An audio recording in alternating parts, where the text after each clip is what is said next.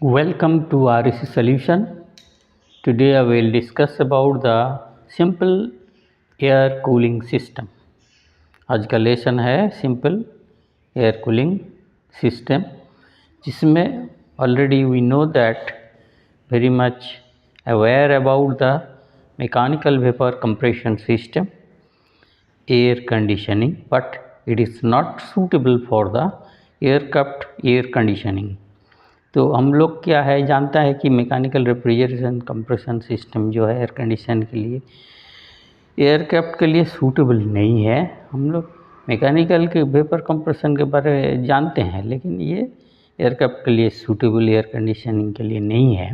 Since an aircraft requires a system with high capacity and high wait light weight air cycle refrigeration is used.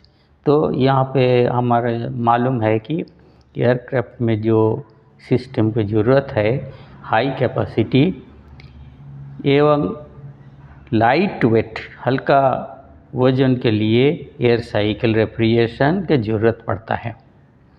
Even though the air temperature is low at high altitude, the surface of an aeroplane is heated due to air friction when it moves at high speed।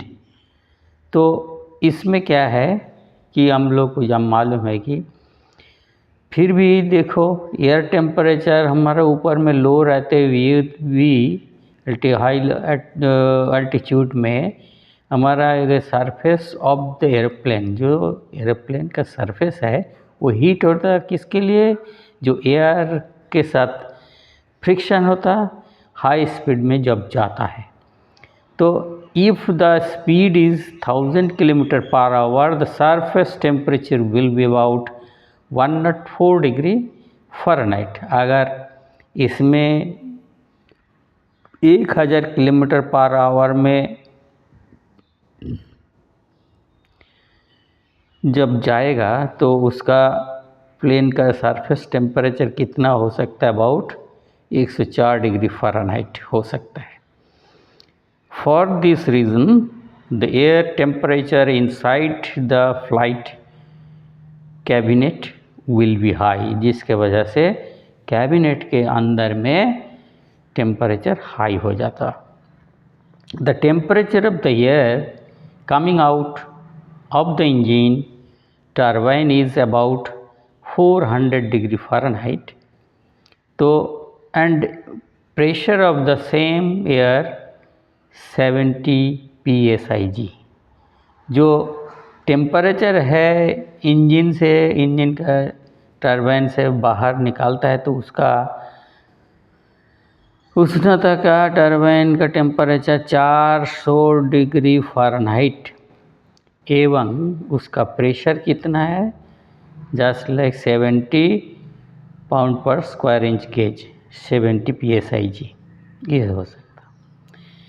Air cycle refrigeration works on the reverse Brayton और Joule cycle. Air cycle refrigeration कार्य करता है reverse Brayton और Joule cycle के द्वारा। बोलो air is compressed and then heated, remove this air is then expanded, air is compressed and then heated, move this air is then expanded to a lower temperature than before it was compressed।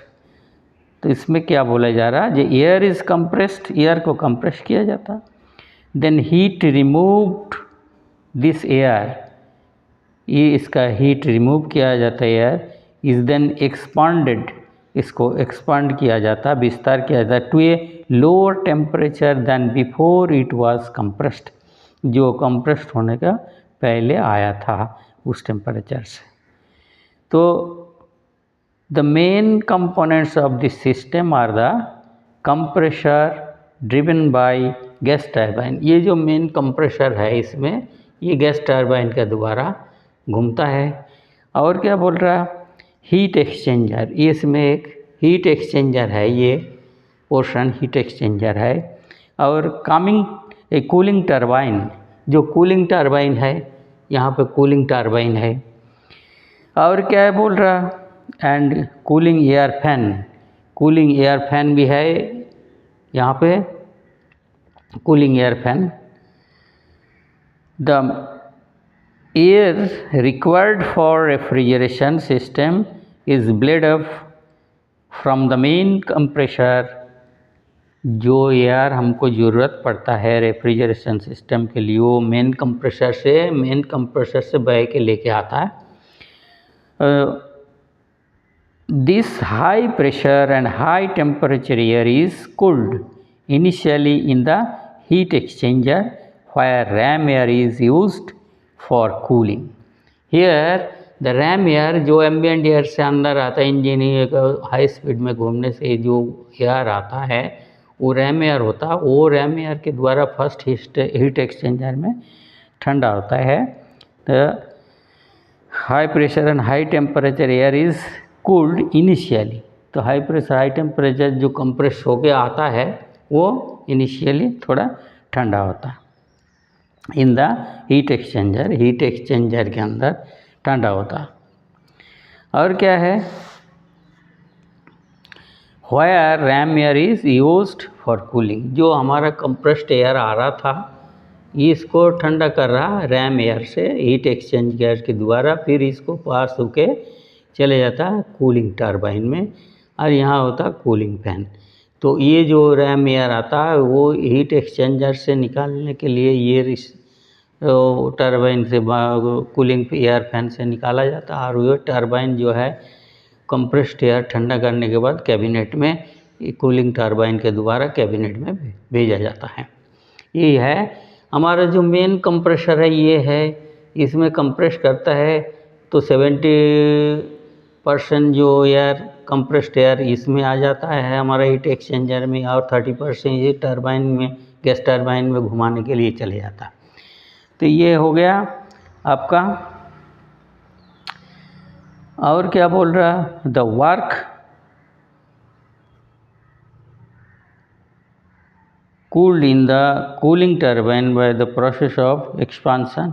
जो work of the turbine, जो turbine का work होता है, the work of the turbine is used to drive the cooling fan which draws cooling air through the heat exchanger.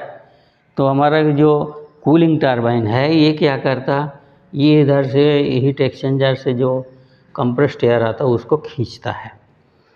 और क्या है, this system is good for ground surface cooling and for low flight speed. ये generally जैसे ये cooling system जो है, air cooling, simple air cooling system, air refrigeration, वो simply क्या है, लो फ्लाइट स्पीड में और क्या है ग्राउंड सरफेस के लिए इस्तेमाल कर सकते हैं। इसमें एडवांटेजेस क्या है, advantages of refrigeration cycle, air is easily available and it is cheap compared to other refrigerant। तो एयर बहुत सस्ता से इजी मिल जाता और दूसरा रेफ्रिजरेंट से बहुत ही कम और सस्ता भी है। Due to air is non flammable there is no danger of fire. तो एयर हम लोग मालूम है वो जलनशील नहीं है, जिसके वजह से क्या है, क्योंकि आग लगने का डर नहीं रहता। The weight of air refrigeration system is quite low. जो हमारा एयर रेफ्रिजरेशन सिस्टम है वो बहुत ही कम वजन का है। Space volume required per ton to set the plant is less compared with other system. तो यहाँ पे क्या बोल रहा है, जो स्पेस वॉल्यूम ज़रूरत पड़ता है per ton to set the plant में सेट करने के लिए is less compared with other system के लिए बहुत ही कम है। और इसमें एक दूसरा, this is very most important disadvantages है, that is one is lower COP compare to other refrigeration cycle. इसमें क्या है, हमारा सीओपी बहुत ही, सीओपी बोले तो कोएफिशिएंट ऑफ परफॉर्मेंस बहुत कम है अदर साइकिल रेफ्रिजरेशन साइकिल के तौर पर। दूसरा रनिंग कॉस्ट इसका थोड़ा हाई है। ये है हमारा simple air cooling refrigeration system, जो मेनली हमारा लो स्पीड फ्लाइट के लिए इस्तेमाल किया जाता है। एक्चुअली ऊपर में जब जाता तो हमको ज़रूरत ही नहीं पड़ता, फिर भी क्या कि जब 1000 किलोमीटर पर आवर में स्पीड में जाते हैं तो उसका सरफेस ऑफ एरोप्लेन का बहुत गर्म हो जाता है फ्रिक्शन की वजह से, जिसके वजह से वहाँ पे ज़रूरत है वो एम्बिएंट एयर से लेके रैम एयर के द्वारा हीट एक्सचेंजर के थ्रू कूलिंग टरबाइन में भेज दिया जाता है, जिसमें हमारा कूलिंग कैबिनेट है और जो मेन कंप्रेसर है उससे कंप्रेस करके 30% टरबाइन घुमाने के लिए इस्तेमाल किया जाता है और 70% हमारा हीट एक्सचेंजर थ्रू कैबिनेट में ठंड करके इनिशियली इसमें ठंडा हो जाता है, उसके बाद इसको कैबिनेट में भेजा जाता है। This is the most important point when another ram air which is used in the exchanger that has to be removed by the cooling air fan. This one is going out to atmosphere में चले जाता। तो ये है हमारा simple air cooling system. अगर आप लोग नहीं सब्सक्राइब किए तो ज़रूर सब्सक्राइब कर दीजिएगा।